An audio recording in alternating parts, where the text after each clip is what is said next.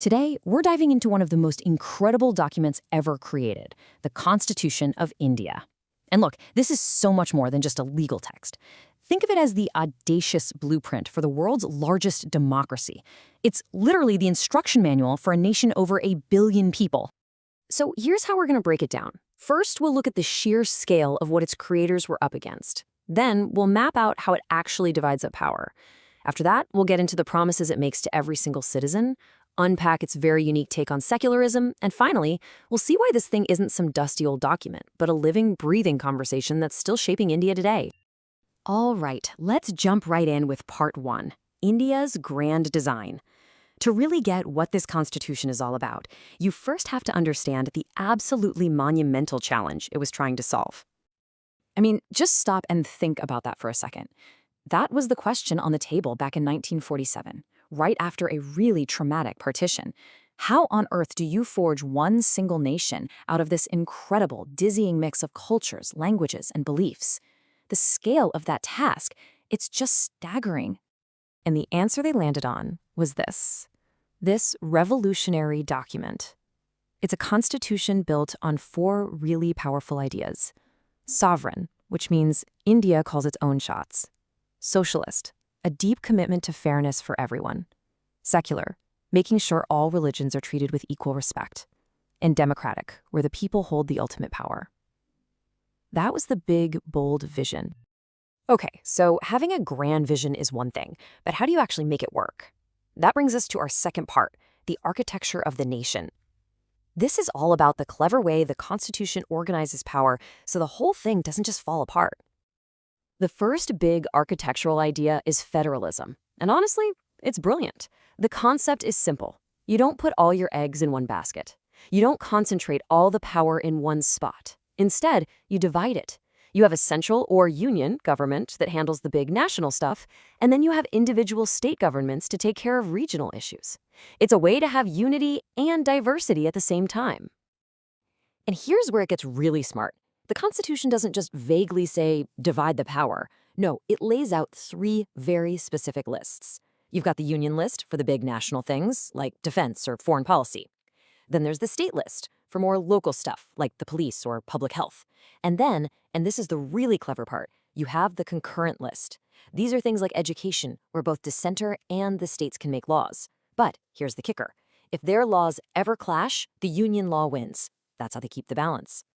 The second key principle is a classic for a reason, the separation of powers. The goal here is dead simple, but so important. You want to prevent anyone from becoming a dictator. You make sure no one person or group in government gets too powerful. And this is how it works. You have the legislature. Their job is to make the laws. You have the executive. Their job is to carry out the laws. And then you have the judiciary. Their job is to interpret the laws. 3 separate branches, each with its own specific job. But here's the genius of it. They don't just work in their own little bubbles. They exist in this system of checks and balances. So for instance, the judiciary has this incredibly powerful tool called judicial review. It means they can actually look at a law passed by the legislature and say, nope, this goes against the Constitution, and strike it down. It's this constant push and pull between the branches that keeps the whole system stable. So, we've looked at the structure, the nuts and bolts of the blueprint. Now, let's get to its heart. Let's talk about the soul of this whole thing. This section is all about the fundamental promises that the Constitution makes to every single citizen of India. The first and maybe the biggest promise is justice. But the Constitution sees justice as more than just what happens in a court. It's about social justice, trying to fix the inequalities baked into society for centuries. It's about economic justice, making sure everyone has a fair shot. And it's about political justice, guaranteeing that every citizen has a voice. Then you have liberty. The Constitution guarantees all those essential freedoms that let you be, well, you. Freedom of thought, of expression, of belief, of faith. Now, it's super important to know that these aren't absolute. They can be restricted for things like national security or public order. But they form the absolute bedrock of a free society. Next up is equality, and this is where things get really fascinating. See, the Constitution talks about equality in 2 ways. On one side, you have equality before the law. That's the simple, powerful idea that nobody is above the law. But then you have this other, more nuanced idea, equal protection of the laws. This recognizes a really important truth. Sometimes treating everyone exactly the same isn't actually fair, especially if they're starting from vastly different places.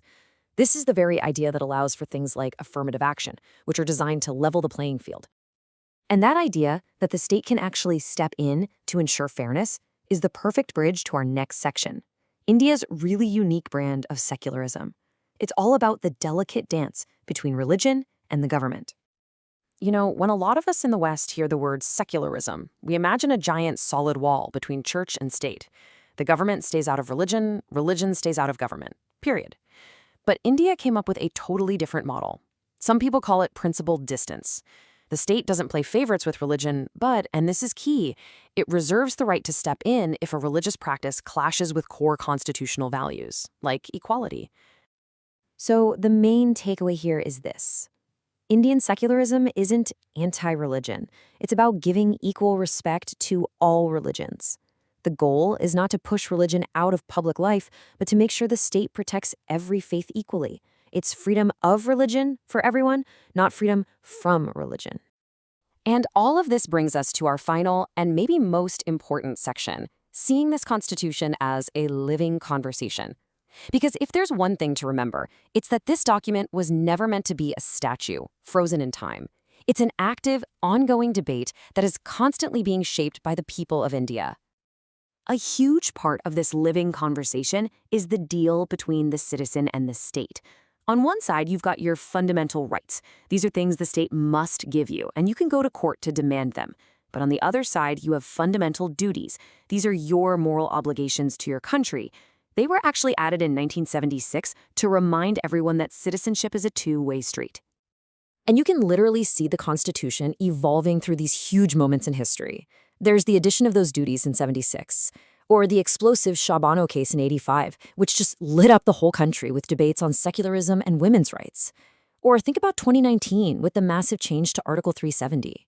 Each one of these is a new chapter in the Constitution's ongoing story. And this conversation is far from over. I mean, look at the intense debates happening right now about a potential uniform civil code. This is a perfect example. It puts the constitutional promise of equality right up against the freedom of religion.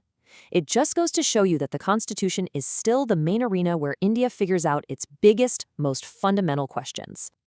In the end, I think its chief architect, Dr. B.R. Ambedkar, really put it best. He said it's not some mere lawyer's document. It's a vehicle of life. And its spirit has to be the spirit of the age. It was designed to live and breathe and grow right along with the nation. Which really leaves us with this one last thing to think about. Is a constitution meant to be a fixed monument, something carved in stone that never changes? Or is it more like a flowing river, a powerful current that is constantly shaping the nation it passes through, and at the same time is being shaped by it?